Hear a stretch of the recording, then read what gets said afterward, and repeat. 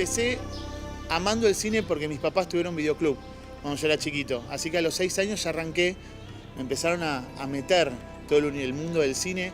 Empecé con el maravilloso género de películas chinas de artes marciales, que mi viejo era fanático, entonces empecé como de a poquito ahí y me fui metiendo y no paré.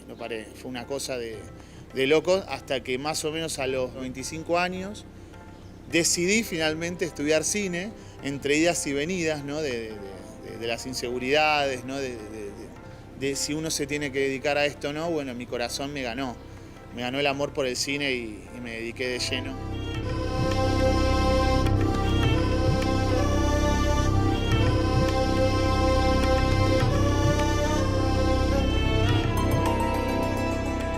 Y fue como amor a primera vista. Yo siempre decía que cuando iba a estudiar cine, dije, bueno, voy a estudiar cine por hobby, si no me sirve, de última sé cómo se hace una película. Pero fue amor a primera vista. Apenas entré, primer día en la facultad, dije, chicos, esta es mi vida. Así que no paré. Después de ahí no paré más.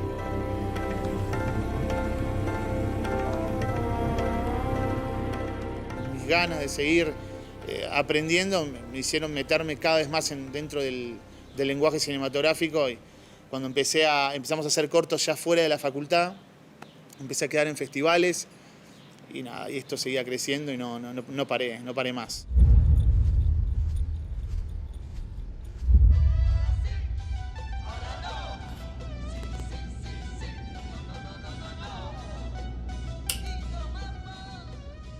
Trata decidimos, fue un proyecto que es como mi primogénito. Es el que más alegrías me dio, el que me hizo mostrarme como director, el que hizo mostrarme mi lenguaje, también cómo empecé a entender de manejarme con la cámara, con el guión. Y sí, fue uno de los trabajos más lindos porque lo hicimos a pulmón totalmente, con mis compañeros.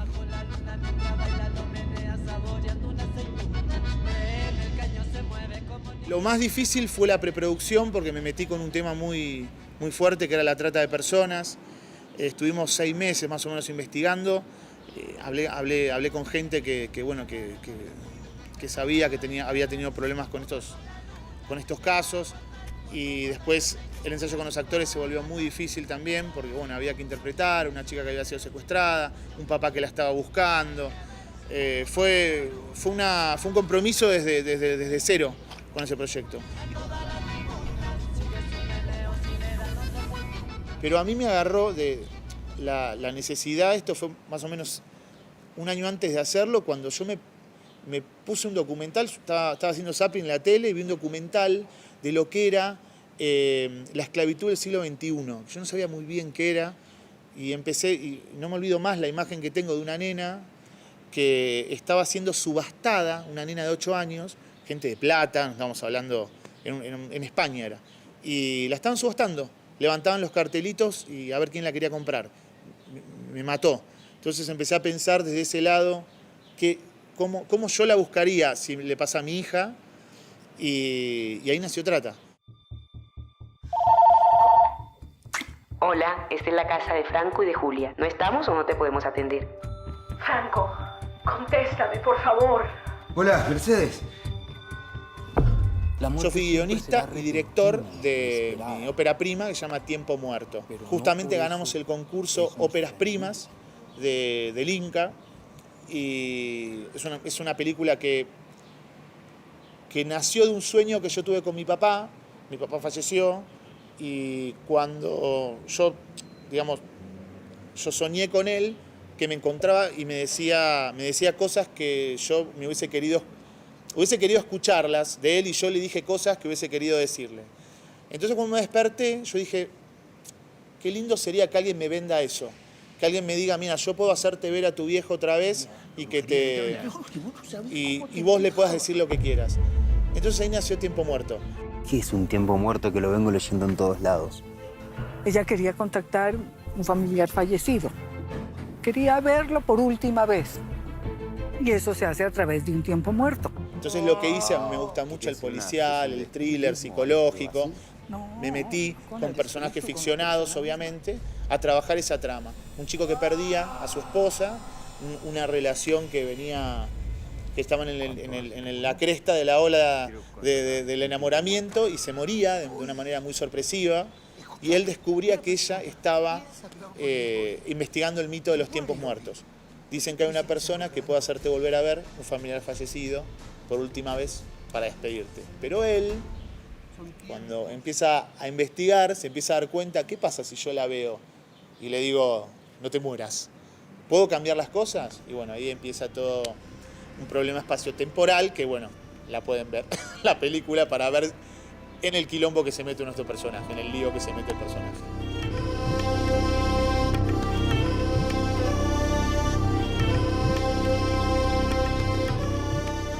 Hay que saber separar al guionista del director, y más cuando uno es guionista y director.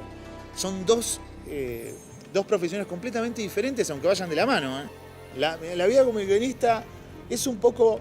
Primero que hay que tener cuidado de no engordar, porque estás sentado mucho tiempo escribiendo, ¿no? Y la ansiedad gana mucho a la escritura.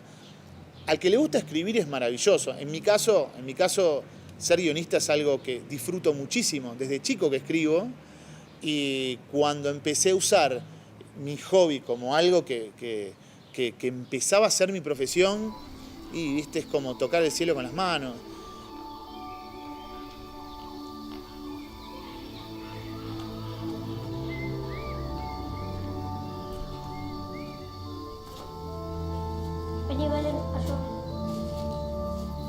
A veces nos enamoramos mucho de las imágenes y nos olvidamos de contar historias. Y nosotros somos contadores de historias. Por eso un poco me metí mucho de lleno en el guión. Y escribir un guión es contar una historia. Le tenemos que dar una vida al personaje, una presentación, entender que es un conflicto en una historia, entender que el antagonista de la película, de la historia que vamos a contar, es tan importante como el protagonista. Protagonista, antagonista. Estamos ahí luchando, y el conflicto es entre ellos dos. Entonces le tenemos que dar una vida. Entonces cuando nosotros contamos una película, pensamos en el héroe y en nuestro héroe, de cómo va a llevar a cabo el relato. Pero también está el otro lado. Si no tenemos el mismo equilibrio de fuerzas en una historia, probablemente se pinche. Y yo soy un confiado de que para mí no hay malas películas, sino que hay historias mal contadas, que es distinto. Hago mucho script doctor, que es clínica de guiones. Y la verdad es que los proyectos que me llegan, la verdad que yo siempre lo digo, ninguno es malo. Sí, por ahí hay una forma de contar que no es la correcta. Entonces tenemos que meternos de lleno en un personaje, entender al personaje que estamos escribiendo. Hay que pensar, es la base de la película. Guión viene de guía, el guía de una obra cinematográfica. Entonces hay que darle mucha bola al guión, mucha bola al guión.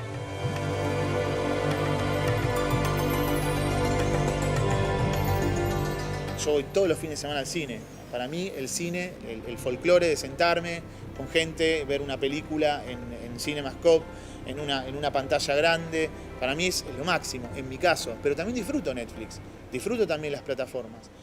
Esto es como espectador. Yo creo que deberíamos poder convivir entre ambas, porque la verdad es que esta es una generación que está consumiendo este tipo de plataformas, el streaming que le dicen. A mí me parece que los directores tenemos una ventana muy, muy interesante para llegar al espectador, y más para el cine argentino. Porque el cine argentino es un cine que está bastante golpeado, porque todavía a la gente le cuesta ir a las salas a ver cine argentino si no es con algún actor muy conocido o alguna temática que esté de moda. Escúchame, una persona que piensa que va a morir hoy y muere hoy, ¿no te parece que es algo raro? Tiempo Muerto se estrenó en 2016 en salas comerciales y después estuvo 2 años en Netflix. La película, una vez que hizo todo el recorrido, estuvo 2 años en Netflix. Nosotros como directores, en ese sentido, nos beneficia, porque mi película se vio más en Netflix que en las salas, por ejemplo. Entonces a mí en ese sentido me beneficia, pero la realidad es que yo no podría hacer una película donde siento que si no entra por las salas de cine, no sé, siento que no la estrené.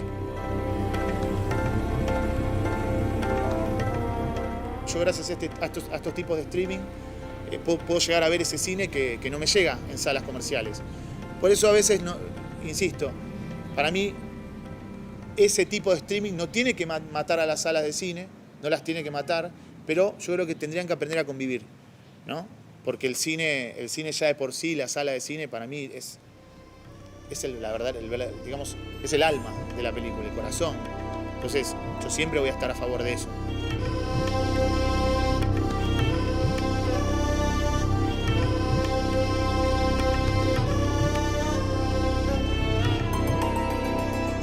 A nosotros los cineastas, por el presupuesto que estamos manejando, y es muy difícil.